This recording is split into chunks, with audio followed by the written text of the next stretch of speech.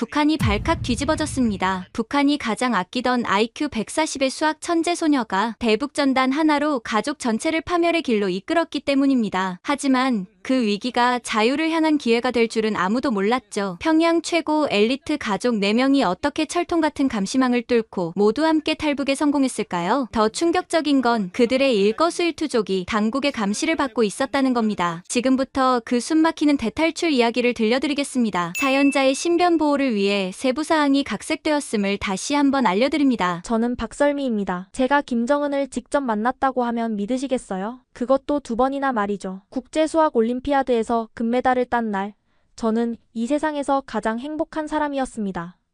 15살 북한 최연소 금메달리스트였죠. 시상대에 올라 인공기가 올라가는 걸 보면서 눈물이 났습니다. 수령님, 이 영광을 당신께 바칩니다. 라고 외쳤던 제 모습이 아직도 생생합니다. 평양에 돌아온 다음 날, 믿을 수 없는 일이 벌어졌어요. 설미 동무, 원수님께서 부르신다. 보위부 요원들이 집으로 찾아왔을 때 어머니는 기절할 뻔했죠. 저도 다리가 후들거렸습니다. 하지만 그들의 표정은 밝았어요. 금수산 태양궁전 옆 접견실로 안내받았습니다. 문이 열리자 정말로 김정은이 서 있었어요. TV에서 보던 것보다 훨씬 위험 있어 보였죠. 우리 설미가 왔구나. 공화국의 자랑이야. 그가 직접 악수를 청했을 때 손이 떨려서 제대로 잡지도 못했습니다. 남조선 놈들이 뭐라고 하던? 김정은이 물었어요. 저는 준비한 대답을 했죠. 놈들이 제게 한국으로 오라고 꼬드겼지만 저는 위대한 수령님의 품을 떠날 수 없다고 당당히 말했습니다. 그가 크게 웃었어요. 역시 우리 설미야. 내가 직접 상을 주고 싶다. 그날 저는 평양 중심가 특각 아파트를 받았습니다. 20평이나 되는 넓은 집이었죠. 벤츠 승용차도 받았어요. 물론 제가 운전할 수는 없었지만 말이죠. 어머니는 기쁨에 펑펑 울었습니다. 설미야, 너가 정말 수령님의 사랑을 받는구나. 우리 가족은 평양에서도 손꼽히는 엘리트였어요. 아버지는 김일성 종합대학 물리학 교수, 어머니는 평양의학대학병원 내과 과장, 그리고 13살 남동생 태호는 천재 바이올리니스트로 불렸죠. 다음 날부터 제 일상은 완전히 달라졌습니다. 조선중앙TV에 출연해서 미제와 남조선 괴뢰들을 수학으로 제압했다고 자랑스럽게 말했죠. 신문 일면에 제 사진이 실렸고 거리를 지날 때마다 사람들이 알아봤어요. 수학 천재 설미다 하면서 말이죠. 국가영재원에서는 특별 대우를 받았습니다. 최고급 식사, 최신 러시아산 컴퓨터, 심지어 제한적이지만 인터넷도 쓸 수 있었죠. 물론 수학 논문 사이트만 접속 가능했지만요. 하루 12시간씩 수학 문제를 풀었어요. 머릿속엔 오직 다음 대회에서도 금메달을 따서 수령님께 영광을 돌려드려야 한다는 생각뿐이었습니다. 저녁마다 4시간씩 사상 교육을 받았어요. 남조선은 미국의 식민지다. 남조선 청소년들은 마약과 폭력에 찌들어 있다. 이런 내용들이었죠. 저는 그 말을 철석같이 믿었습니다. 국제대회에서 만난 한국 학생들을 떠올리며 쟤들은 불쌍해. 식민지 노예로 살면서도 모르고 있어라고 생각했으니까요. 이듬해 다시 국제수학 올림피아드에 나갔습니다. 이번엔 중국 베이징이었어요. 또 금메달을 땄죠. 시상식에서 한국 대표가 은메달을 받는 걸 보며 속으로 비웃었어요. 역시 위대한 사회주의 교육이 최고야라고 말이죠. 평양에 돌아오자 또다시 김정은을 만났습니다. 이번엔 더 푸근하게 대해줬어요. 설미는 정말 천재야. 내가 너를 직접 키우겠다. 그 말에 저는 감격의 눈물을 흘렸죠. 부모님도 당 간부로 승진했고 동생 태호도 평양음악대학에 특별 입학했습니다. 저는 정말로 세상에서 가장 행복한 사람이라고 믿었어요.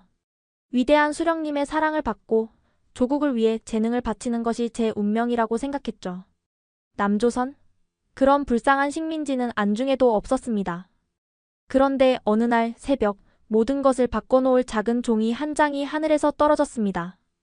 영재원에서의 하루는 새벽 5시에 시작됐습니다. 김일성, 김정일, 김정은, 초상화 앞에서 충성의 맹세를 하는 것으로 하루를 열었죠. 위대한 수령님, 오늘도 공화국의 영광을 위해 최선을 다하겠습니다. 아침 식사 후 6시부터 수학 공부가 시작됐어요. 미적분학, 정수론, 기하학. 머리가 터질 것 같았지만 행복했습니다. 제가 푸는 문제 하나하나가 조국의 미래를 밝히는 일이라고 믿었으니까요. 점심시간에도 쉴 수 없었어요. 교수님들과 함께 문제를 토론하며 밥을 먹었죠. 설미 동무, 이 문제는 어떻게 접근하겠나? 저는 항상 수령님의 주체 사상에 입각해서 풀겠습니다. 라고 대답했습니다. 우스운 소리 같지만 그때는 진심이었어요. 오후엔 더 고난도 문제들과 씨름했습니다. 가끔 막힐 때면 김정은 초상화를 바라봤어요. 원수님, 지혜를 주십시오. 신기하게도 그러면 풀리는 것 같았죠. 지금 생각하면 그저 잠시 쉬었다가 다시 집중했기 때문이겠지만 말입니다. 저녁 6시부터는 사상 교육 시간이었어요. 가장 기억에 남는 건 남조선 교육의 실상이라는 강의였죠. 남조선 학생들은 미국의 노예 교육을 받고 있습니다. 그들은 진정한 수학이 아니라 돈벌이를 위한 기술만 배웁니다. 교관이 열변을 토했습니다. 설미 동무는 국제대회에서 남조선 학생들을 만났지? 어땠나? 갑자기 질문이 날아왔어요. 저는 망설임 없이 대답했죠. 불쌍했습니다. 겉으로는 잘 사는 것 같아도 영혼이 병든 게 보였습니다. 교관이 만족스럽게 고개를 끄덕였어요. 밤 10시 기숙사로 돌아와서도 공부는 계속됐습니다. 룸메이트는 물리 천재 김양란이었어요. 우린 서로 문제를 내며 실력을 겨뤘죠. 설미야, 넌 정말 수령님의 축복을 받았어. 향란이가 부러워했습니다. 주말엔 특별 활동이 있었어요. 김정은 업적 관람, 혁명 사적지 답사, 충성의 노래 합창. 가장 인상 깊었던 건 수학으로 본 주체사상 특강이었죠. 수학의 아름다움은 수령님의 위대함을 증명한다는 내용이었습니다. 지금 들으면 말도 안 되는 소리지만 그땐 눈물까지 흘렸어요. 우리 가족은 평양에서도 특별했습니다. 아버지는 핵물리학 연구로 여러 번 표창을 받으셨고 어머니는 당 간부들 전담 의사였죠. 동생 태호는 13살에 이미 국내 콩쿠르를 휩쓸었어요.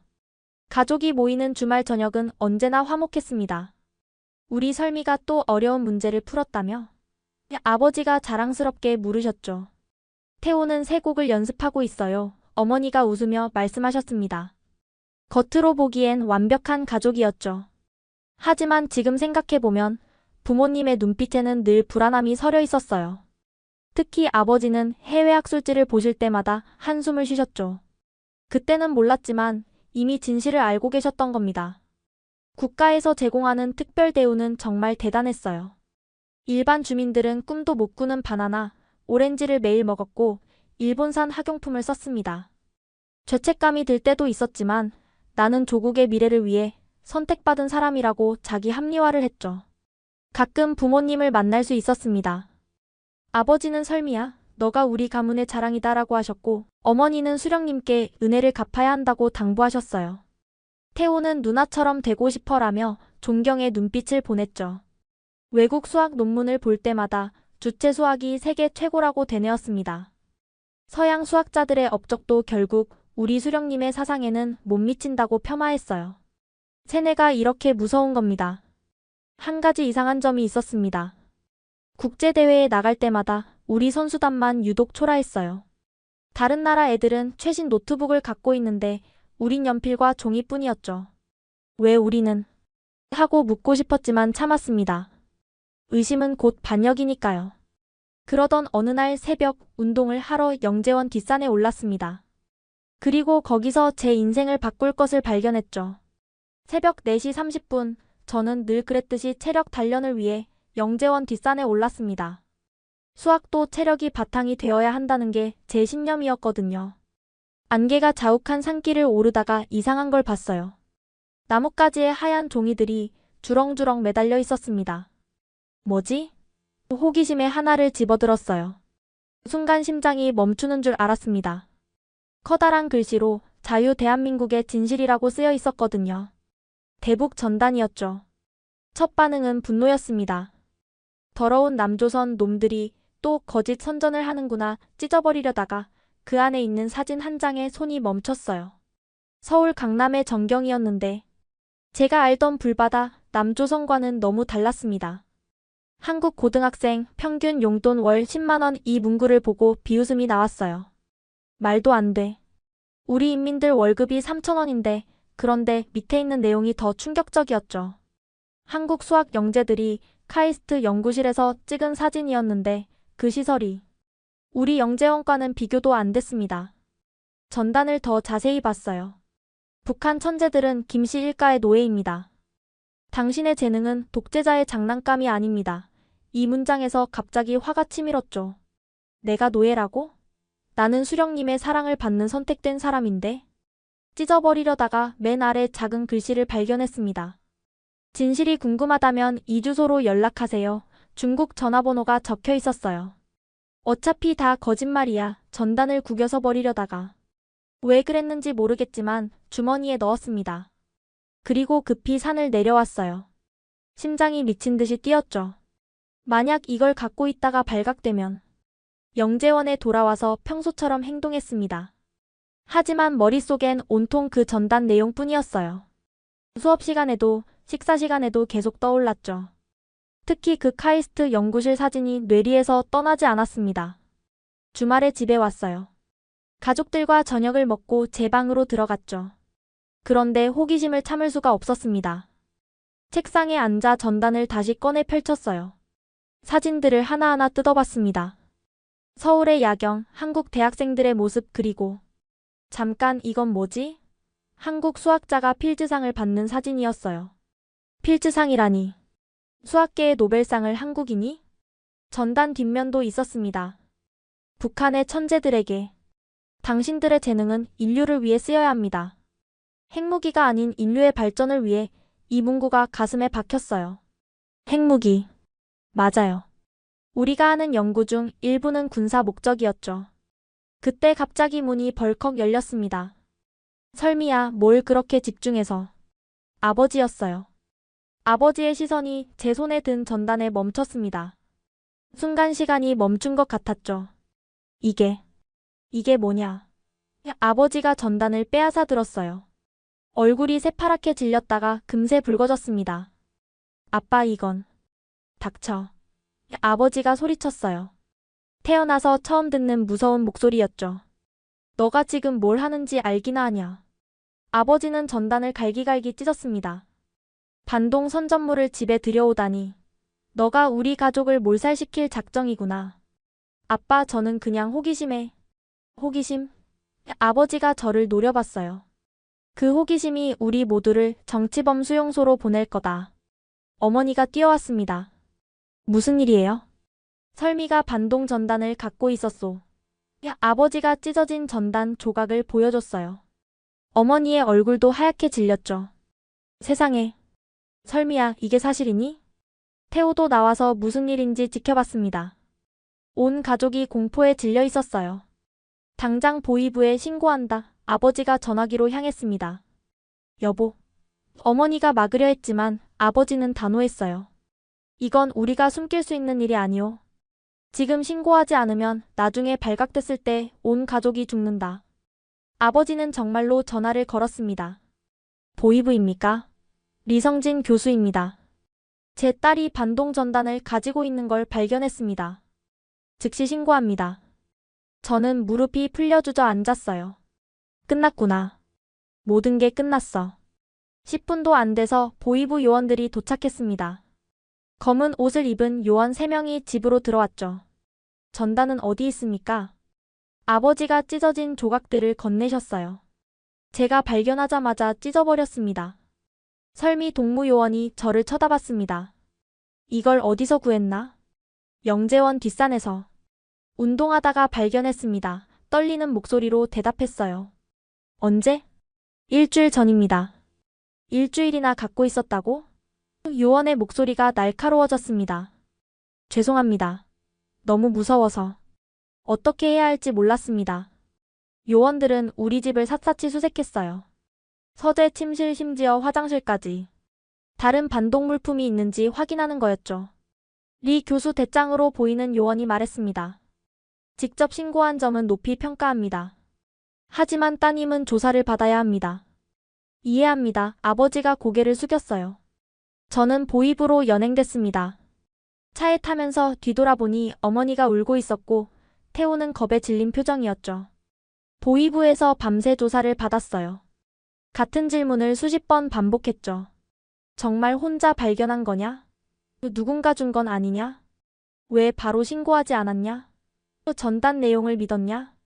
저는 계속 같은 대답을 했습니다. 우연히 발견했고 무서워서 신고를 못했습니다. 내용은 전혀 믿지 않았습니다.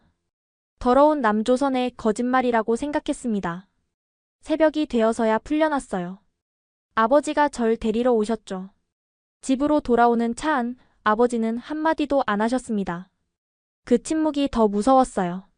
보위부에서 돌아온 다음 날부터 우리 가족의 삶은 완전히 달라졌습니다. 아침에 일어나자마자 아버지가 가족회의를 소집했어요. 앉아라. 아버지의 목소리는 여전히 차가웠죠. 어제 일로 우리 가족은 이미 감시 대상이 됐다. 조금이라도 의심스러운 행동을 하면 끝이야. 어머니가 걱정스럽게 말씀하셨습니다. 설미야, 왜 그런 걸 숨겼니? 우리가 그렇게 가르쳤니? 죄송해요. 고개를 들 수가 없었어요. 죄송하다고 끝나는 일이 아니야. 아버지가 책상을 쳤습니다. 너 하나 때문에 온 가족이 위험에 빠졌어. 그때 전화벨이 울렸어요. 아버지가 받으셨죠. 네, 리성진입니다. 네? 정말입니까? 아버지의 표정이 놀라움으로 바뀌었습니다. 알겠습니다. 즉시 준비하겠습니다. 전화를 끊고 아버지가 말씀하셨어요. 설미야, 당장 준비해라. 원수님께서 우리 가족을 부르신다. 뭐라고요? 어머니가 놀라셨습니다. 자진 신고한 것에 대해 칭찬하고 싶다고 하셨다. 1시간 후 우리 가족은 금수산태 양궁전으로 향했어요.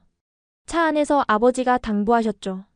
설미야, 원수님 앞에서는 절대 실수하면 안 된다. 알겠니? 네, 아버지.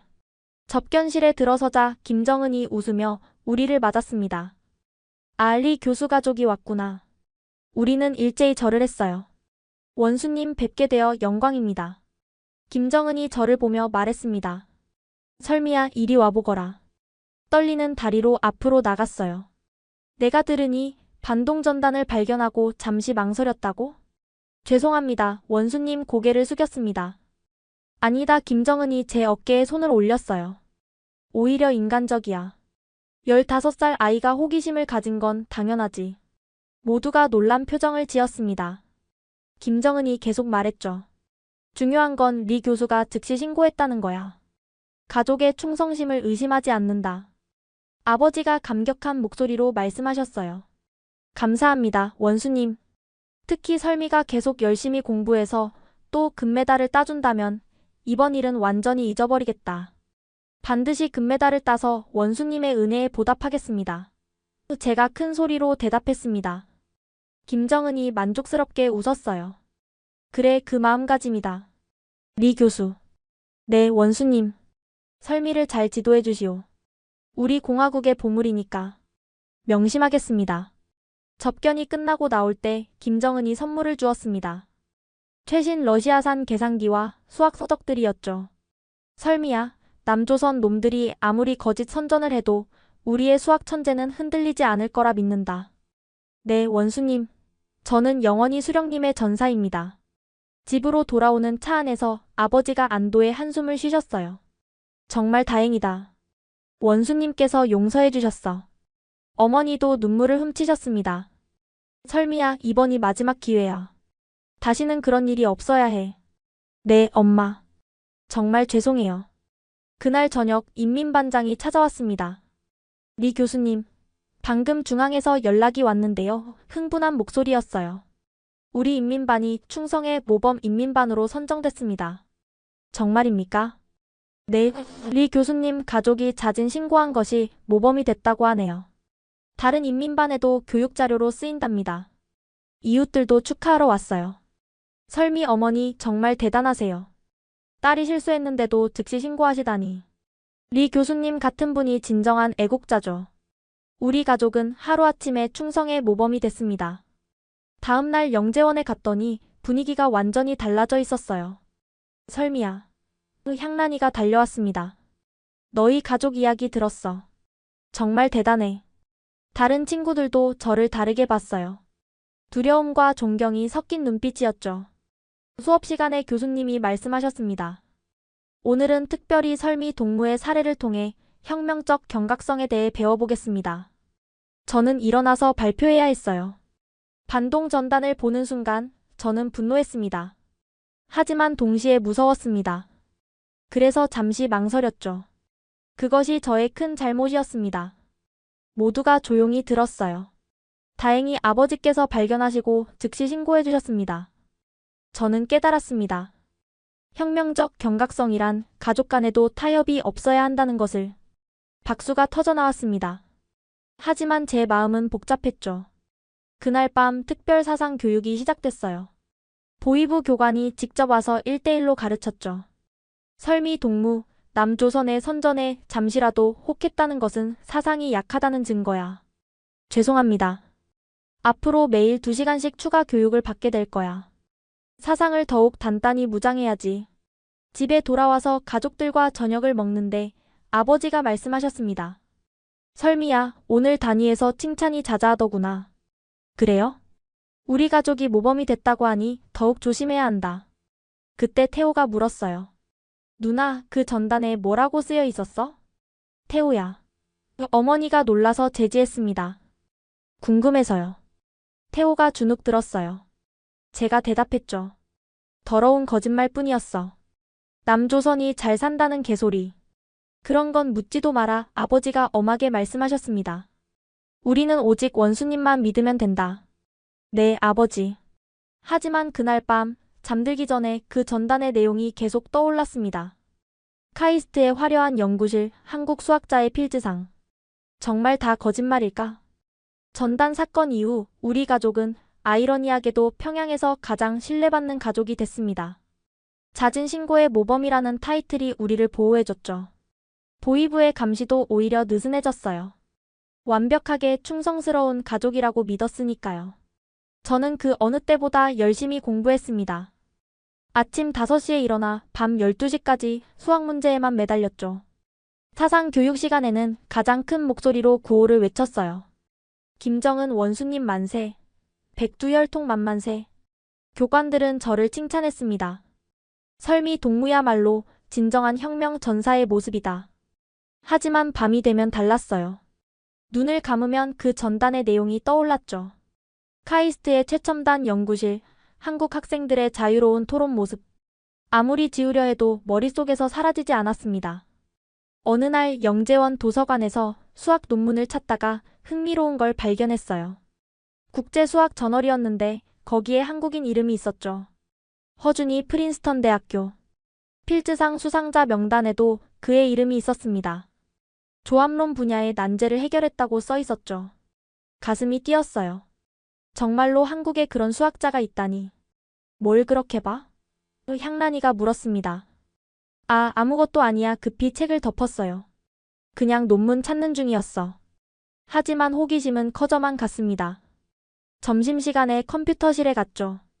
제한된 인터넷이지만 학술 사이트는 접속할 수 있었거든요. 조심스럽게 검색했어요.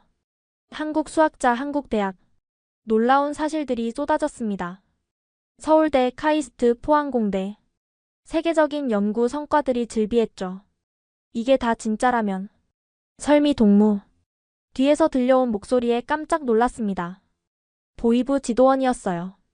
안녕하세요. 심장이 쿵쾅거렸죠. 열심히 공부하는구나. 역시 모범 학생이야. 그가 제 어깨를 두드렸습니다. 무슨 논문을 보고 있었나? 정수론 관련 논문입니다. 침착하게 대답했어요. 좋아. 계속 열심히 해라. 그가 가버린 후에도 한참 동안 손이 떨렸습니다. 그런데 며칠 후 충격적인 일이 벌어졌어요. 물리학과 수재 김동혁이가 갑자기 사라진 거예요. 동혁이가 어디 갔는지 아니? 제가 향란이에게 물었습니다. 향란이가 주위를 살피더니 낮은 목소리로 말했어요. 고향에 갔대. 할머니가 위독하시다고. 하지만 다들 알고 있었죠. 그게 진짜 이유가 아니라는 걸. 동혁이는 최근에 왜 우리는 해외 학회에 못 가냐고 불평했었거든요. 그날 저녁 특별 집회가 열렸습니다. 동무들, 최근 우리 영재원에서 사상이 흐트러진 학생이 있었습니다. 원장이 엄숙하게 말했어요. 김동혁 동무는 부르주아 사상에 물들어 조국을 배신하려 했습니다. 모두가 숨을 죽였어요. 하지만 우리의 혁명적 경각성으로 미리 적발했습니다. 여러분도 항상 조심해야 합니다. 특히 해외 자료를 볼 때는 더욱. 집회가 끝난 후 친구들은 더욱 조심스러워졌습니다. 서로 의심하고 감시하는 분위기가 됐죠. 그날 밤 기숙사로 돌아왔는데 이상한 일이 있었어요. 제 책상 서랍이 살짝 열려 있었던 거예요. 분명 잠그고 갔는데 누가 뒤진 건가? 불안한 마음에 잠을 이룰 수 없었습니다. 혹시 내가 컴퓨터로 검색한 게 발각된 건 아닐까? 주말에 집에 갔어요. 가족들과 저녁을 먹는데 아버지가 이상한 질문을 하셨습니다. 설미야, 요즘 영재원에서 별일 없니? 네, 별일 없어요. 그래? 아버지가 저를 유심히 보셨어요. 동혁이라는 친구 알지? 네, 알아요. 그 친구가 문제를 일으켰다며? 자세히는 모르겠어요. 갑자기 사라졌어요. 아버지가 고개를 끄덕이셨습니다. 조심해야 한다. 특히 너는. 그 말씀이 무슨 의미인지 알 것 같았어요. 전단 사건 이후로 우리 가족은 늘 감시받고 있다는 걸. 저녁 식사 후 제 방에서 숙제를 하고 있는데 아버지가 들어오셨습니다. 설미야. 네, 아버지. 아버지가 창밖을 보시더니 말씀하셨어요. 날씨가 좋구나. 산책 좀 하자. 밤 9시에 산책이라니? 이상했지만 따라 나섰습니다. 집을 나와 공원으로 향하는 길, 아버지는 아무 말씀이 없으셨어요. 그저 주위를 살피며 걸으실 뿐이었죠. 공원 벤치에 앉은 후에야 아버지가 입을 여셨습니다. 목소리가 너무 작아서 제대로 들리지 않을 정도였어요. 설미야, 아빠가 할 말이 있다. 아버지의 목소리는 떨리고 있었습니다. 주위를 또 한 번 살피시더니 제 손을 꼭 잡으셨죠. 너가 본 전단. 거기 뭐라고 쓰여 있었니? 순간 몸이 굳었어요. 아빠, 그건. 거짓말하지 마라. 아버지의 눈빛이 날카로웠습니다. 네가 그 전단을 일주일이나 숨긴 이유가 있을 거 아니냐. 죄송해요. 정말 그냥 호기심이었어요. 아버지가 한숨을 쉬셨습니다. 설미야, 네가 카이스트 사진을 봤다고 했지? 제가 놀라서 아버지를 쳐다봤어요. 어떻게 아셨을까? 보위부 조사 기록을 봤다. 아버지가 쓴웃음을 지으셨어요. 네가 카이스트 연구실 사진에 충격받았다고 진술했더구나. 아빠. 그래, 충격받을 만하지. 아버지가 하늘을 올려다보셨습니다. 나도 알고 있으니까. 우리가 얼마나 뒤처져 있는지. 무슨 말씀이세요? 아버지가 제 어깨를 잡으셨어요. 설미야, 내가 왜 이렇게 화를 냈는지 아니? 정말로 네가 반동 사상에 물들까 봐서. 아니다. 그럼요? 난 무서웠다. 아버지의 목소리가 떨렸습니다. 네가 진실을 알게 될까 봐. 우리가 얼마나 거짓 속에 살고 있는지 깨달을까 봐. 심장이 멈추는 것 같았어요. 아빠, 지금 무슨 말씀을? 쉿. 아버지가 다시 주위를 살피셨습니다. 여기서는 더 이상 말할 수 없다. 집으로 가자. 집으로 돌아오는 길 머릿속이 하얘졌어요. 아버지가 방금 무슨 말씀을 하신 거지? 설마. 집에 도착하자 아버지는 거실로 가족을 모두 불렀습니다. 여보, 무슨 일이에요? 어머니가 불안해하셨어요. 중요한 얘기가 있어. 아버지가 TV 볼륨을 크게 올리셨습니다. 그리고 우리에게 가까이 오라고 손짓하셨죠. 잘 들어라. 아버지가 속삭이셨어요. 우리 집에는 전화기, 벽시계, 초상화 뒤에 감청장치가 있다. 뭐라고요? 어머니가 깜짝 놀라셨습니다. 조용히. 아버지가 재빨리 어머니의 입을 막으셨어요. 절대 큰 소리 내면 안 돼. 태호도 눈이 휘둥그레졌습니다. 진짜예요, 아빠? 아버지가 고개를 끄덕이셨어요. 전단 사건 이후로 감시가 강화됐어. 우리는 모두 얼어붙었습니다. 그동안 우리가 한 모든 대화가 누군가에게 들렸다는 거잖아요. 6개는 될 거야. 아버지가 씁쓸하게 웃으셨습니다. 전화기, 벽시계, 초상화 뒤, TV 옆, 그리고 아버지가 천장을 가리키셨어요. 저기 전등 안에도 있을 수 있어. 그럼 지금 이 얘기도. 제가 겁에 질려 물었습니다. TV 소리에 묻혀서 안 들릴 거야. 아버지가 말씀하셨어요. 하지만 길게는 못해. 들어라, 이게 가장 중요한 얘기다. 아버지가 우리를 번갈아 보시며 말씀하셨습니다. 내가 보이부에 먼저 신고한 것도 감청 때문이었어. 이미 설미가 전단을 가져온 걸 녹음됐을 가능성이 있었거든. 여보. 어머니가 놀라서 아버지 팔을 잡았어요. 이미 알고 있었잖소. 아버지가 어머니를 보셨습니다. 당신도 눈치챘을 거요. 어머니가 눈물을 흘리기 시작했어요. 그래도 이렇게 말하다니. 설미가 전단을 가져온 날 내가 왜 그렇게 화를 냈는지 알겠니? 아버지가 저를 보셨습니다. 우리가 준비하던 계획이 다 물거품이 될 뻔했어. 아빠가 무슨 계획을? 믿을 수가 없었습니다. 수년 전부터 준비하고 있었다. 아버지의 목소리가 떨렸어요. 해외 학회에 나갈 때마다 봤다. 우리가 얼마나 뒤처져 있는지.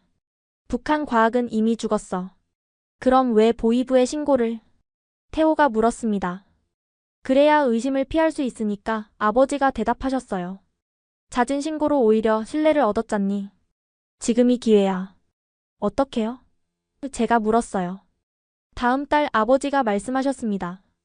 베이징 학술대회가 있다. 나는 초청받았고 설미 너도 국제수학올림피아드 준비로 갈 수 있어. 그때? 그래 아버지가 고개를 끄덕이셨어요. 하지만 온 가족이 함께 가는 건 불가능해. 따로따로 움직여야 한다. 어머니가 울음을 참으며 말씀하셨습니다. 태호는 어떡해요? 13살인데. 태호도 방법이 있어. 아버지가 말씀하셨어요. 다음 달 단둥음악 콩쿠르가 있다. 거기 보낼 수 있어. 그때 갑자기 현관문 벨이 울렸습니다. 우리는 모두 화들짝 놀랐죠. 누구세요? 어머니가 떨리는 목소리로 물었어요. 인민반장입니다. 회란판 전달하러 왔어요. 아버지가 재빨리 일어나셨습니다. TV 소리 줄이고 모두 자연스럽게 행동해. 문을 열자 인민반장이 환하게 웃으며 들어왔어요. 리 교수님, 이렇게 온 가족이 모여 계시네요. 네, 주말이라 같이 TV 보고 있었습니다. 아버지가 웃으며 대답하셨습니다. 좋으시겠어요. 화목한 가족이라 인민반장이 회란판을 건네며 말했어요. 아, 그리고 내일 동 전체 회의가 있습니다. 설민의 가족 표창권으로요. 감사합니다. 어머니가 받아들었습니다. 인민반장이 나간 후 우리는 한참 동안 아무 말도 하지 못했어요. 아버지가 조용히 말씀하셨습니다. 오늘 얘기는 여기까지다. 앞으로는 더욱 조심해야 한다. 집에서는 절대 이런 얘기 하지 마라. 네, 아버지. 우리는 모두 고개를 끄덕였습니다. 그날 밤 잠이 올 리 없었죠. 아버지가 수년 동안이나 준비하셨다니. 그리고 우리 집 곳곳에 감청장치가 있다니. 이제야 모든 게 이해됐습니다. 아버지가 왜 그렇게 화를 내시고 즉시 신고했는지. 모든 게 계산된 행동이었던 거예요. 하지만 앞으로 어떻게 해야 할까요? 감청장치가 가득한 집에서 어떻게 탈북 준비를 한단 말인가요? 불안과 희망이 뒤섞인 복잡한 마음으로 천장을 바라봤습니다. 저기 어딘가에 감청장치가 있겠죠. 우리를 감시하는 눈처럼. 다음 날부터 우리 가족의 생활은 완전히 바뀌었습니다. 겉으로는 평소와 똑같았지만 속은 완전히 달랐죠. 우리는 철저한 연극을 시작했어요. 아침 식사 시간, 어머니가 밝은 목소리로 말씀하셨습니다. 설미야, 어제 원수님 말씀 다시 들으니 정말 감동적이더구나. 네, 엄마. 저도 꿈에서 원수님을 뵀어요. 제가 크게 대답했어요. 천장의 감청장치를 의식하면서 말이죠. 우리 설미가 정말 충성스럽구나. 아버지가 신문을 보시며 말씀하셨습니다. 이번 동 전체 회의에서 표창 받는 거 온 가족이 자랑스럽다. 태호도 끼어들었어요. 저도 누나처럼 되고 싶어요. 원수님께 충성하는 음악가가 될 거예요. 우리는 서로 눈빛으로만 진실을 주고받았습니다. 입으로는 충성을, 마음으로는 자유를 꿈꾸며 영재원에 가는 길 버스 안에서 생각했어요. 이제부터 나는 두 개의 삶을 살아야 해.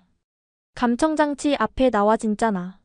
그날 오후 놀라운 일이 벌어졌습니다. 영재원 운동장에서 또 대북전단을 발견한 거예요. 이번엔 더 많았어요. 바람에 날려서 여기저기 흩어져 있었죠. 전단이다. 누군가 소리쳤습니다. 학생들이 우르르 몰려들었어요. 어떤 애들은 호기심에, 어떤 애들은 분노에 차서요. 순간 제가 큰 소리로 외쳤습니다. 동무들, 이런 더러운 것들을 봐서는 안 됩니다. 모두가 저를 쳐다봤어요. 우리가 해야 할 일은 이런 쓰레기들을 즉시 수거해서 불태우는 것입니다. 제가 앞장서서 전단을 주었어요. 원수님을 모독하는 이런 것들이 우리 신성한 땅에 있어서는 안 돼요. 향란이가 놀란 표정으로 저를 봤습니다. 설미야, 너 향란 동무도 도와줘. 제가 단호하게 말했어요. 우리 모두 충성을 증명할 때야. 학생들이 하나둘 전단을 줍기 시작했습니다. 저는 가장 열심히 주었죠. 하지만 몇 장은 몰래 읽어봤어요. 북한 엘리트들이여, 당신들의 재능을 독재자의 핵무기 개발에 낭비하지 마시오. 가슴이 찔렸습니다. 하지만 표정 하나 바꾸지 않았죠. 보위부 요원들이 도착했어요. 누가 제일 먼저 발견했나? 제가 발견하고 즉시 동무들을 모았습니다. 제가 나섰습니다. 요원이 만족스럽게 고개를 끄덕였어요. 역시 설미 동무야. 이번에도 모범을 보였구나. 그날 저녁 영재원 강당에서 전단 화형식이 열렸습니다. 원장이 연설했죠. 동무들, 오늘 우리는 적들의 심리전에 단호히 맞섰습니다. 특히 설미 동무의 행동은 본받을 만합니다. 저는 앞으로 나가서 직접 전단에 불을 붙였어요. 타오르는 불꽃을 보며 외쳤죠.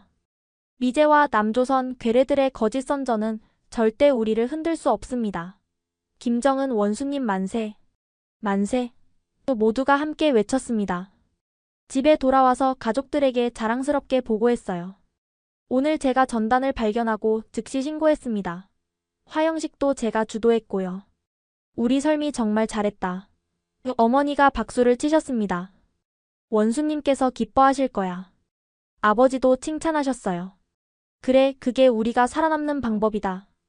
그 말씀에는 이중적 의미가 있었죠.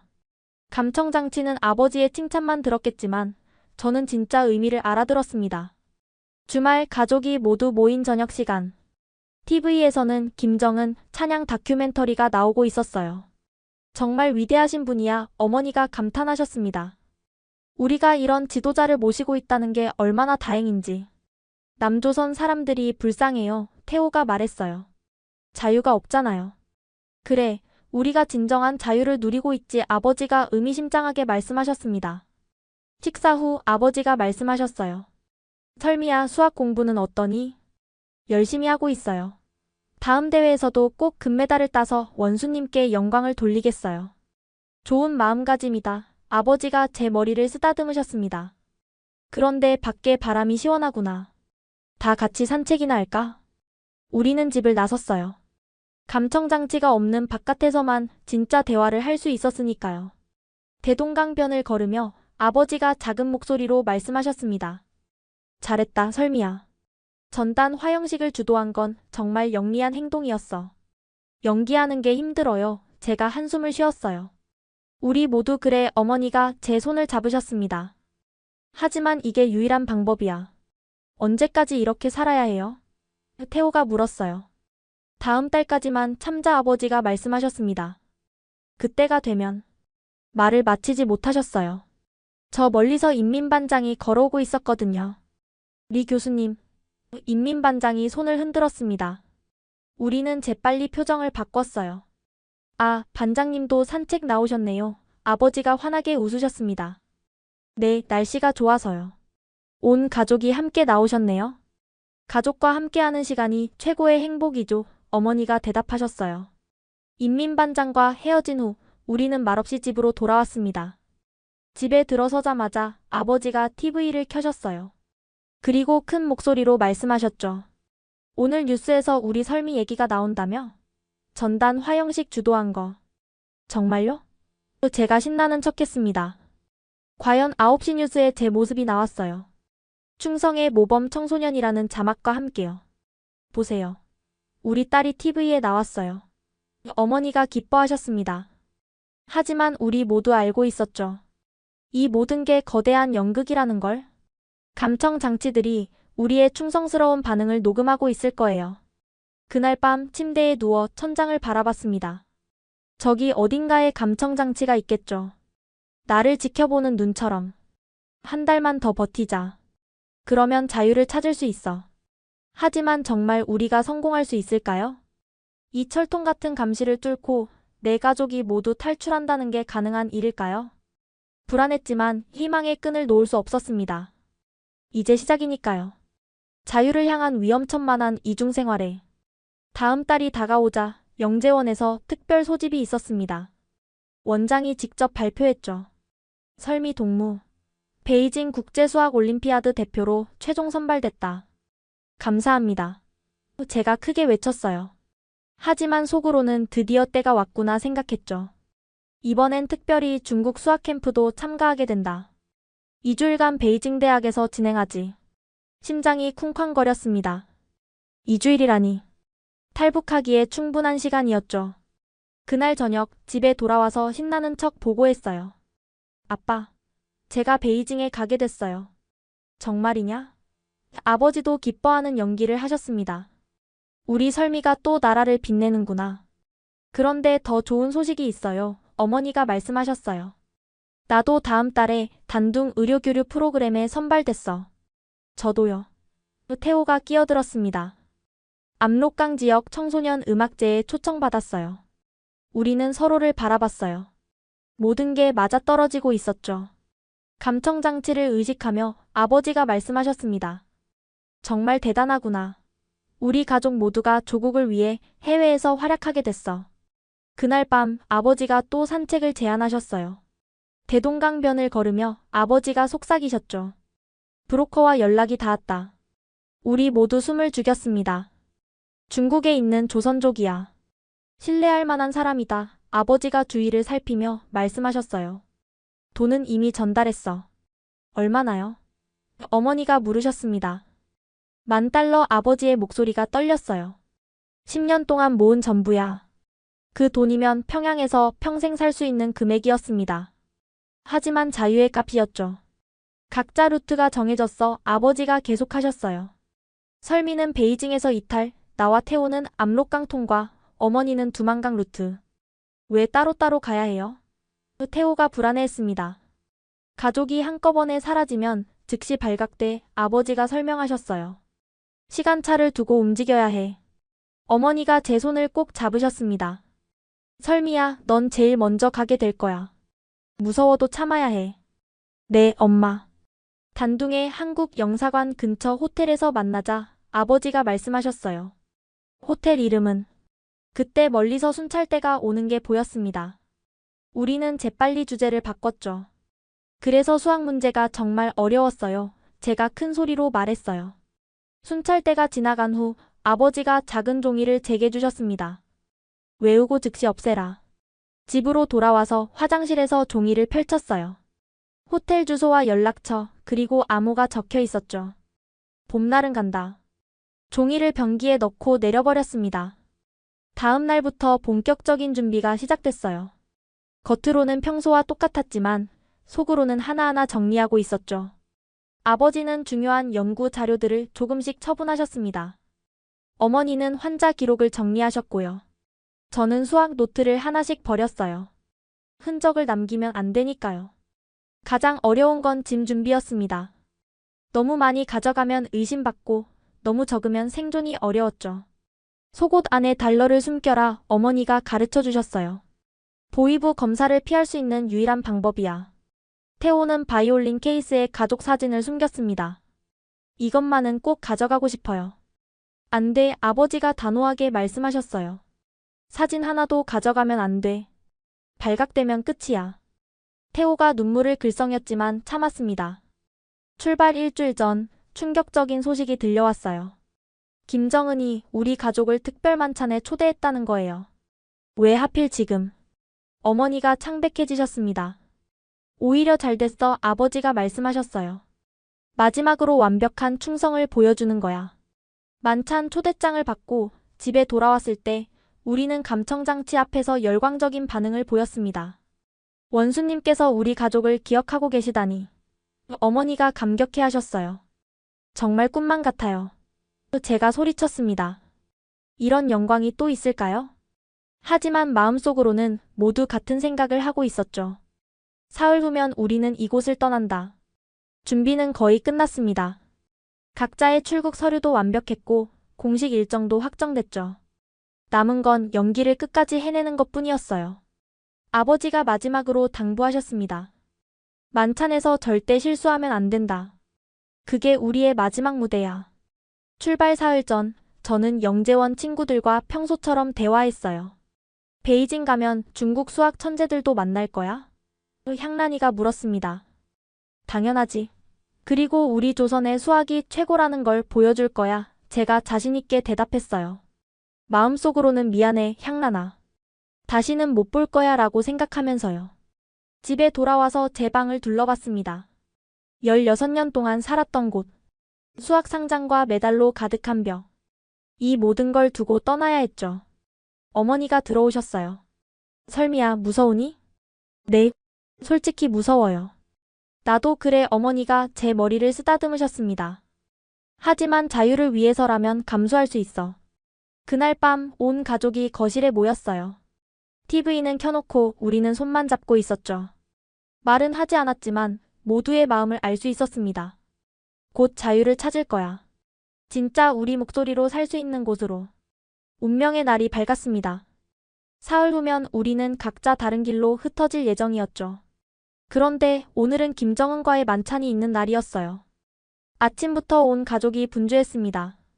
어머니는 제일 좋은 한복을 꺼내셨고 아버지는 양복을 다리셨죠.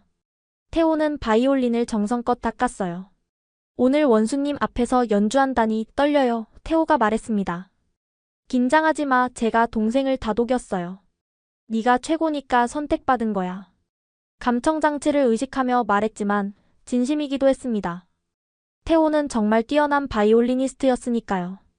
오후 4시 검은 벤츠가 우리를 데리러 왔어요. 창밖으로 평양 시내를 지나며 생각했죠. 이 풍경을 다시 볼 수 있을까?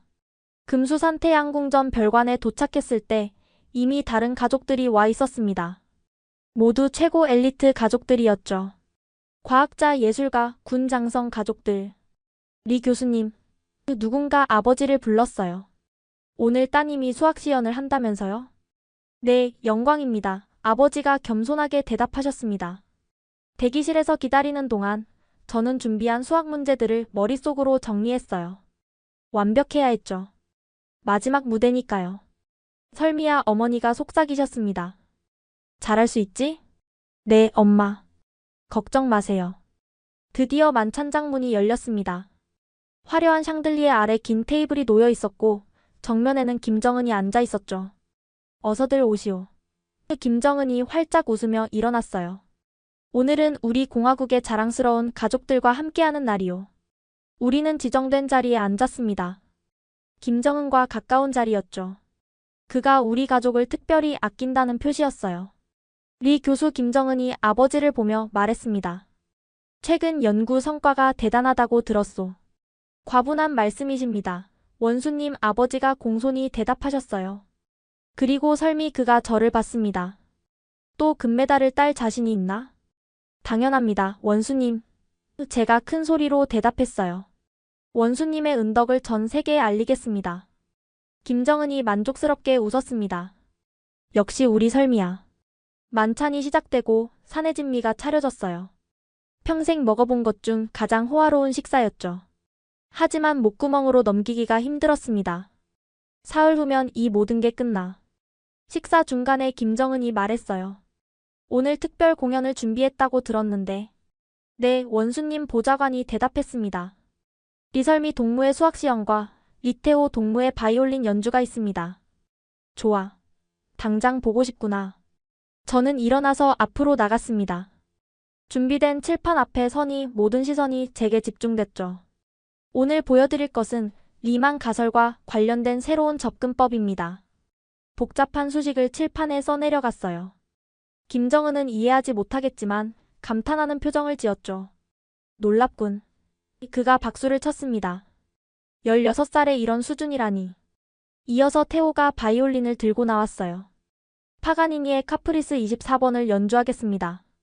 태호의 연주가 시작되자 만찬장은 숨소리조차 들리지 않았습니다. 현란한 기교와 깊은 감정이 어우러진 완벽한 연주였죠. 태호야, 정말 자랑스러워. 연주가 끝나자 우레와 같은 박수가 터졌어요. 김정은도 일어나서 박수를 쳤죠. 대단하다. 정말 대단해. 그가 감탄했습니다. 리 교수 정말 훌륭한 자녀들을 두셨소. 모두 원수님의 은덕입니다. 아버지가 고개를 숙이셨어요. 김정은이 우리 가족에게 다가왔습니다. 이리 와보시오. 우리는 일어나서 그 앞에 섰어요. 내가 늘 말하지만 그가 진지한 표정으로 말했습니다. 너희 같은 가족이 10만 명만 있어도 우리 공화국은 세계 최강국이 될 거야. 감사합니다. 원수님. 우리는 동시에 고개를 숙였습니다. 그때 김정은이 저와 태호를 포옹했어요. 담배와 향수 냄새가 진하게 났죠. 설미야, 태호야, 그가 속삭였습니다. 너희는 내 자식과 같아. 알겠니? 네, 원수님. 우리가 대답했어요. 사흘 후면 당신을 영원히 떠날 거예요. 속으로 생각하면서요. 김정은이 손짓하자 보좌관들이 선물을 가져왔습니다. 최신 노트북, 고급 시계, 그리고 현금 봉투. 작은 성이다. 그가 웃었어요. 앞으로도 계속 충성하길 바란다. 목숨 바쳐 충성하겠습니다. 아버지가 외쳤습니다. 만찬이 끝나고 집으로 돌아오는 차 안, 우리는 한마디도 하지 않았어요. 선물을 받은 손이 무거웠죠.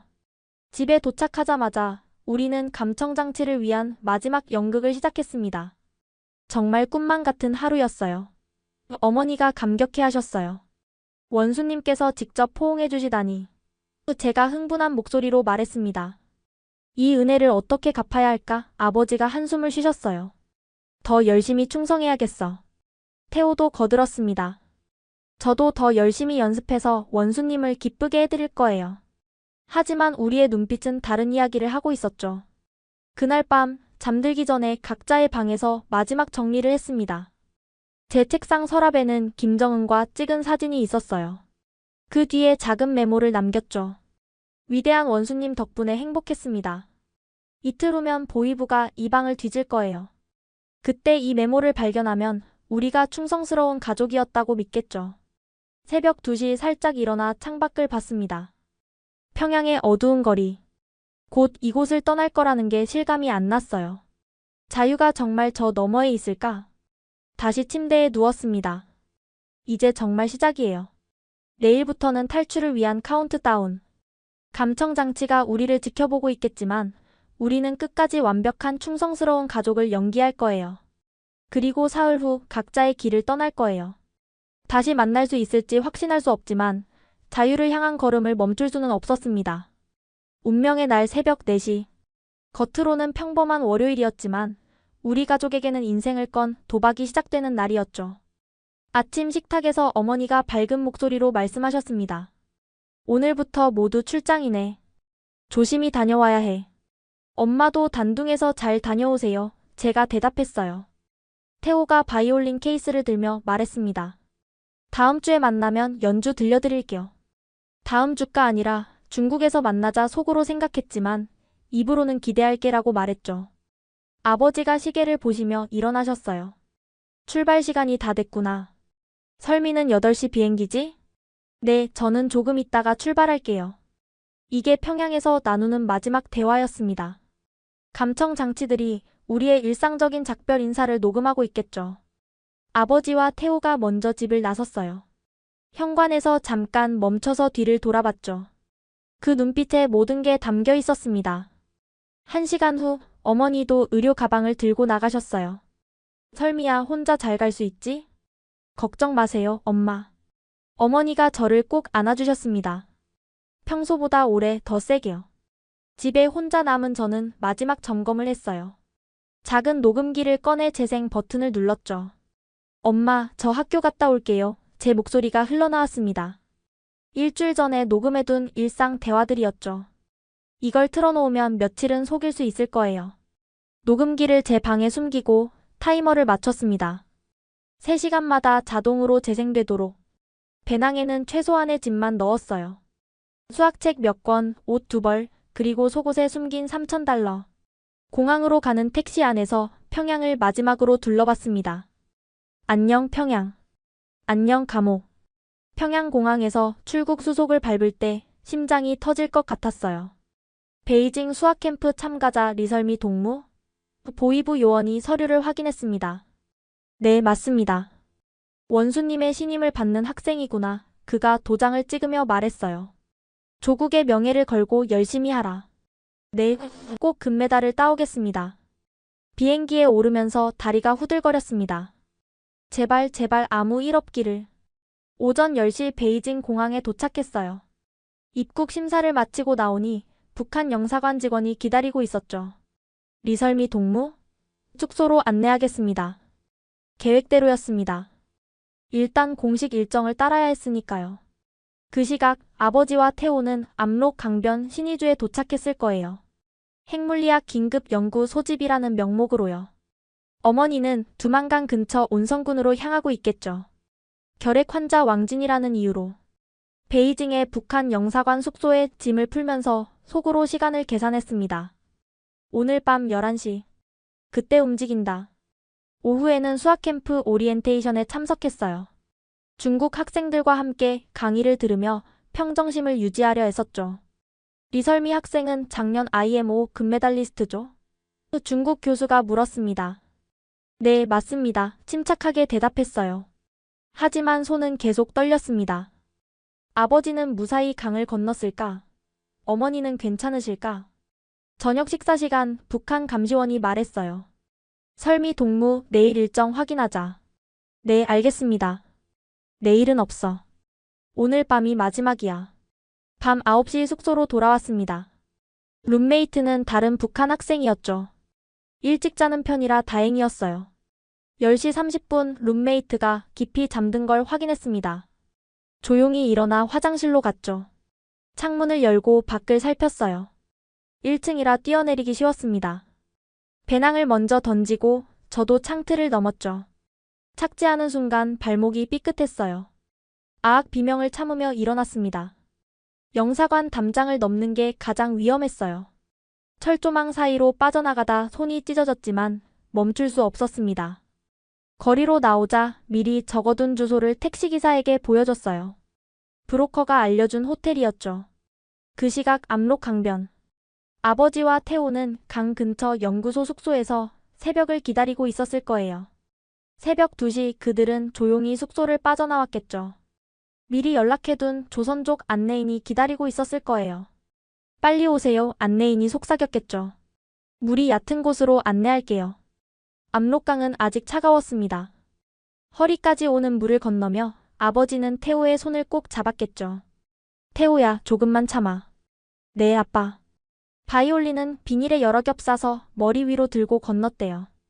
태호에게는 그게 생명보다 소중했으니까요. 중국 땅에 발을 디딘 순간 아버지는 안도의 한숨을 쉬었겠죠. 하지만 아직 끝이 아니었습니다. 같은 시각 두만강변. 어머니는 더 위험한 길을 가고 있었어요. 두만강은 경비가 삼엄했거든요. 제발 무사히 돌아와 주세요, 어머니. 제발. 저는 마음속으로 간절히 기도했습니다. 새벽 4시 베이징의 호텔. 저는 초조하게 전화를 기다리고 있었어요. 드디어 벨이 울렸죠. 여보세요? 봄날은 간다. 아버지의 목소리였습니다. 암호를 확인한 저는 울음을 터뜨렸어요. 아빠. 설미야, 무사하니? 네, 전 괜찮아요. 엄마는요? 아직 연락이 안 왔다. 아버지의 목소리가 떨렸습니다. 내일 단둥에서 만나자. 끊어진 전화를 붙들고 한참을 울었어요. 우리는 해냈습니다. 아직 엄마 소식은 없지만 적어도 3명은 탈출에 성공했죠. 며칠 후 보이부가 눈치채겠지만 그때쯤이면 우리는 이미 멀리 있을 거예요. 자유를 향한 첫걸음을 뗐습니다. 이제 남은 건 모두 무사히 만나는 것. 그리고 진짜 삶을 시작하는 것뿐이었죠. 단둥의 작은 호텔방. 저는 창밖만 바라보고 있었습니다. 베이징에서 기차로 8시간을 달려 도착한 이곳에서 벌써 12시간째 기다리고 있었죠. 아빠, 태호야, 제발 무사히 와줘. 오후 2시 드디어 노크 소리가 들렸어요. 똑똑. 누구세요? 떨리는 목소리로 물었습니다. 봄날은 간다. 문을 열자 지친 모습에 아버지와 태호가 서 있었어요. 옷은 젖어 있었고 태호의 신발은 진흙투성이었죠. 아빠, 태호야. 저는 그들을 끌어안으며 울음을 터뜨렸습니다. 살아있어요. 정말 살아서 왔어요. 설미야, 넌 괜찮니? 아버지가 제 얼굴을 살피셨어요.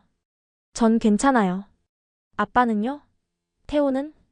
우린 무사해. 아버지가 안도의 한숨을 쉬셨습니다. 강을 건너는 게 생각보다 힘들었지만 태호가 바이올린 케이스를 내려놓으며 말했어요. 누나, 정말 무서웠어요. 물이 너무 차가웠고 경비병들 손전등이 비칠 때마다. 이제 됐어. 제가 태호를 꼭 안아줬습니다. 우린 해냈어. 하지만 기쁨은 오래가지 못했어요. 우리 셋은 동시에 같은 걱정을 하고 있었으니까요. 엄마는? 제가 조심스럽게 물었습니다. 아버지의 표정이 어두워졌어요. 아직 연락이 없다.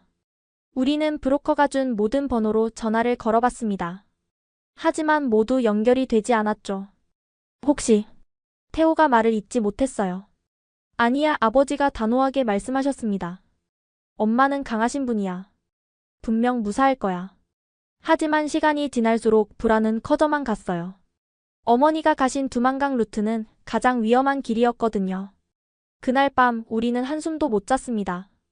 전화기만 바라보며 어머니의 연락을 기다렸죠. 다음 날 아침 뜻밖의 방문객이 왔어요. 리성진 교수님 맞으십니까? 문을 열자 단정한 정장 차림의 중년 남성이 서 있었습니다. 누구시죠? 아버지가 경계하며 물으셨어요. 남자가 신분증을 보여줬습니다. 대한민국 국정원입니다. 놀라지 마세요. 도우러 왔습니다. 국정원? 우리는 얼어붙었어요. 안으로 들어가도 될까요? 그가 주위를 살피며 물었습니다. 아버지가 망설이다 문을 열어줬어요. 단도직입적으로 말씀드리죠. 요원이 앉으며 말했습니다. 어머님 때문에 왔습니다. 엄마를 아세요? 제가 다급하게 물었어요. 그가 고개를 끄덕였습니다. 어머님은 지금 중국 공안에 붙잡히셨습니다. 뭐라고요? 우리 모두 동시에 외쳤어요. 진정하세요. 요원이 손을 들어 보였습니다. 아직 북한으로 송환되지는 않았습니다. 저희가 중국 정부와 교섭 중입니다. 아버지가 주저앉으셨어요. 어떻게 된 겁니까? 두만강을 건너신 직후 중국 공안의 불식 업무에 걸리셨습니다. 요원이 설명했습니다. 다행히 저희 협력자가 현장에 있어서 즉시 보고를 받았습니다. 그럼 엄마는 지금? 태호가 눈물을 글썽였어요. 영길공안 유치장에 계십니다. 요원이 말했습니다. 하지만 걱정 마세요. 오늘 밤까지는 빼내올 수 있을 겁니다. 정말입니까? 아버지가 간절한 눈빛으로 물으셨어요. 네. 대신 여러분은 지금 당장 이곳을 떠나야 합니다. 요원이 일어났습니다. 북한 보위부가 이미 여러분을 추적하기 시작했습니다. 우리는 급히 짐을 쌌어요. 아니, 쌀 것도 없었죠. 원래 가진 게 별로 없었으니까요. 요원이 새 여권들을 건넸습니다. 이제부터는 중국 동포 가족입니다. 이름도 다 바뀌었으니 숙지하세요. 여권을 펼쳐보니 박쌤이라고 적혀 있었어요. 새로운 이름, 새로운 정체성이었죠. 이 주소로 가세요. 요원이 쪽지를 건넸습니다. 안전가옥입니다. 거기서 어머니를 기다리세요. 우리는 택시를 타고 단둥 외곽의 평범한 아파트로 이동했어요. 여기서 기다리면 정말 엄마가 올까요? 태호가 불안해했습니다. 올 거야. 아버지가 태호의 어깨를 감싸셨어요. 그분들이 약속했잖니. 하지만 우리 모두 불안했습니다. 중국 공안 유치장이라니. 그날 밤 11시 초인종이 울렸어요. 우리는 숨을 죽였습니다. 혹시 공안이 온 건 아닐까? 저예요. 문 열어주세요. 어머니의 목소리. 문을 열자 수척해진 어머니가 국정원 요원과 함께 서 계셨어요. 엄마. 우리 셋이 동시에 외치며 어머니를 끌어안았습니다. 미안해요. 너무 걱정했죠? 어머니가 우시면서 우리를 안으셨어요. 어떻게 된 거예요? 아버지가 물으셨습니다. 정말 아찔했어요. 어머니가 떨리는 목소리로 말씀하셨어요. 공안에 잡혔을 때는 정말 끝났다고 생각했는데 이분들이 나타나서. 국정원 요원이 말했습니다. 이제 안전합니다. 하지만 서둘러야 해요. 내일 아침 일찍 출발합니다. 어디로요? 제가 물었어요. 남쪽으로요.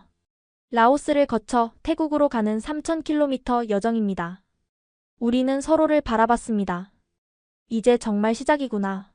그날 밤 내 가족이 한 방에 모여 잤어요. 아무도 떨어지고 싶지 않았거든요. 우리 정말 해냈어. 어머니가 속삭이셨습니다. 아직 끝이 아니에요. 아버지가 말씀하셨어요. 하지만 제일 어려운 고비는 넘겼어. 태호가 제 손을 잡았습니다. 누나, 이제 정말 자유를 찾을 수 있을까요? 그럼 제가 태호의 머리를 쓰다듬었어요. 이제 시작이야. 창밖으로 중국의 밤하늘이 보였습니다. 별이 많이 보이는 맑은 밤이었죠. 평양에서는 볼 수 없었던 별들이 반짝이고 있었어요. 이제 정말 우리는 자유를 향해 가고 있구나. 내일부터 긴 여정이 시작될 거예요. 하지만 두렵지 않았습니다. 가족이 모두 함께 있으니까요. 중국 남부를 향한 여정이 시작됐습니다. 낡은 봉고차에 12명의 탈북자가 함께 탔죠. 우리 가족 말고도 8명이 더 있었어요. 앞으로 일주일간 말을 아끼세요. 안내인이 당부했습니다. 중국 공안에 검문이 있을 수 있습니다. 차는 밤에만 움직였어요. 낮에는 외딴 창고나 폐가에 숨어 있었죠. 화장실도 제대로 갈 수 없었고 먹는 것도 빵과 물뿐이었습니다. 엄마, 괜찮으세요? 제가 걱정스럽게 물었어요. 이 정도는 견딜 수 있어. 어머니가 미소 지으셨습니다. 자유를 위해서라면. 사흘째 되던 날, 첫 번째 위기가 찾아왔어요. 검문이다. 안내인이 긴장한 목소리로 외쳤습니다. 모두 바닥에 엎드려. 우리는 숨을 죽이고 차 바닥에 납작 엎드렸어요. 태호가 제 손을 꽉 잡았죠. 중국 공안이 차를 세웠습니다. 서류 확인하겠습니다. 운전사가 뭔가 서류를 건네는 소리가 들렸어요. 심장이 터질 것 같았죠. 화물은 뭡니까? 농산물입니다. 운전사가 침착하게 대답했습니다. 공안이 차 뒤를 열어보려는 순간 다른 공안이 말했어요. 그만 가자.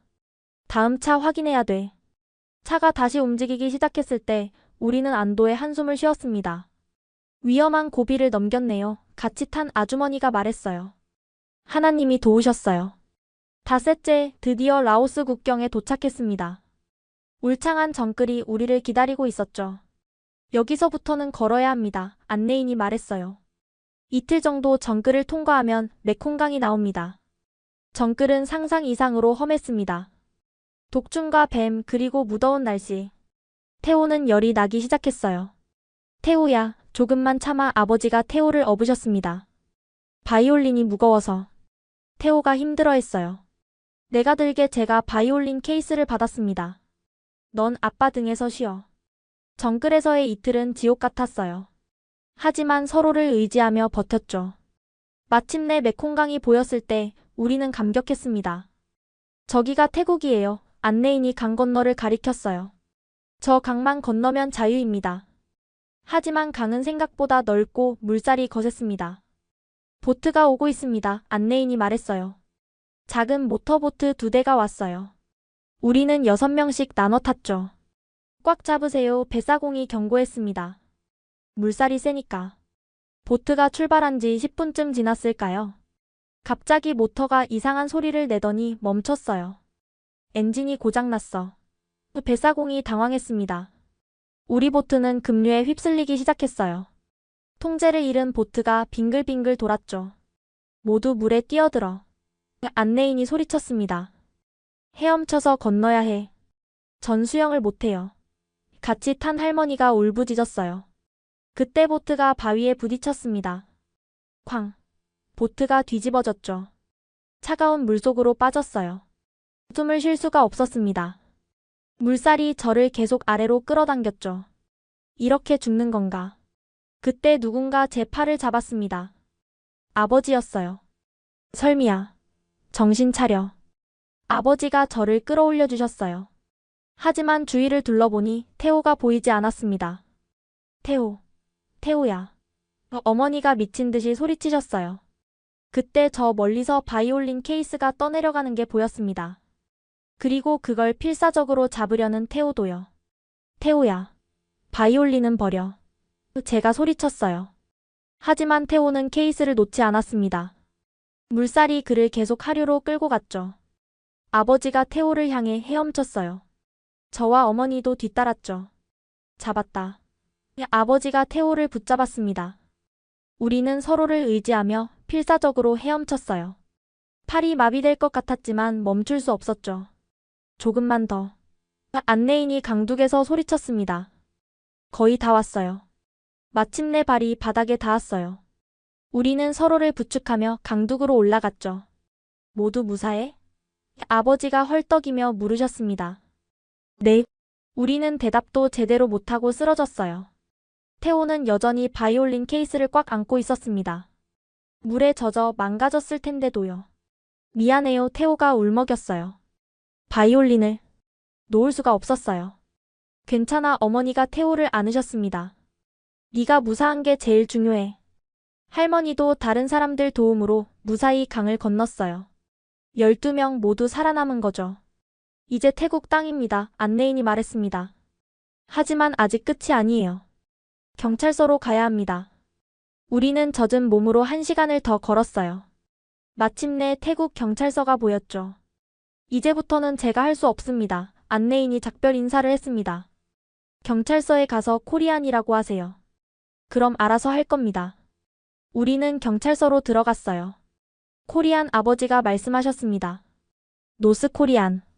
경찰관이 고개를 끄덕이며 어딘가로 전화를 걸었어요. 잠시 후 한국어를 하는 직원이 나왔습니다. 탈북자분들이시죠? 이제 안전합니다. 그 말을 듣는 순간 우리는 모두 울음을 터뜨렸어요. 정말로 해냈습니다. 평양에서 시작해 3,000km를 달려 여기까지 왔어요. 태호야, 제가 동생을 봤습니다. 바이올린은 어때? 태호가 조심스럽게 케이스를 열었어요. 물에 젖었지만 바이올린은 무사했습니다. 다행이다. 태호가 미소 지었어요. 이제 자유로운 땅에서 연주할 수 있어요. 경찰서에서 우리는 따뜻한 밥과 옷을 제공받았습니다. 그리고 방콕의 한국 대사관으로 가는 차를 기다렸죠. 이제 정말 끝이에요? 태호가 물었어요. 아니, 아버지가 말씀하셨습니다. 이제 시작이야. 진짜 우리 삶의 시작. 창밖으로 태국의 푸른 하늘이 보였어요. 자유의 하늘이었죠. 방콕 한국 대사관에서 2달을 기다린 끝에 드디어 한국행 비행기에 올랐습니다. 승객 여러분, 곧 서울 인천공항에 도착합니다. 기내 방송을 들으며 우리 가족은 서로를 바라봤어요. 꿈이 아니었습니다. 정말로 한국에 가고 있었죠. 저기 봐요. 태호가 창밖을 가리켰어요. 불빛이 엄청 많아요. 서울의 야경이 펼쳐졌습니다. 끝없이 이어진 불빛들. 평양과는 완전히 달랐죠. 저게 우리가 그렇게 욕했던 남조선이야? 어머니가 믿을 수 없다는 듯 중얼거리셨어요. 새벽 1시 비행기가 인천공항에 착륙했습니다. 입국 심사대에서 우리는 특별 통로로 안내됐어요. 리설미 씨 가족이시죠? 직원이 친절하게 물었습니다. 환영합니다. 대한민국에 오신 것을 축하드립니다. 그 말을 듣는 순간 눈물이 났어요. 리설미가 아니라 박세미가 되고 싶었지만 지금은 그런 게 중요하지 않았죠. 공항 로비로 나왔을 때 우리는 모두 입을 떡 벌렸습니다. 이게 공항이야? 태호가 놀라서 물었어요. 궁전 같아요. 거대한 유리 천장, 끝없이 펼쳐진 면세점들, 그리고 자유롭게 걸어다니는 사람들. 커피 한 잔 마실까요? 국정원 직원이 제안했습니다. 스타벅스라고 유명한 커피숍이에요. 스타벅스? 우리는 처음 들어보는 이름이었죠. 커피 한 잔에 5,000원이라는 가격표를 보고 또 한 번 놀랐어요. 비싸지 않아요? 어머니가 조심스럽게 물으셨습니다. 한국에서는 평범한 가격이에요. 직원이 미소 지었어요.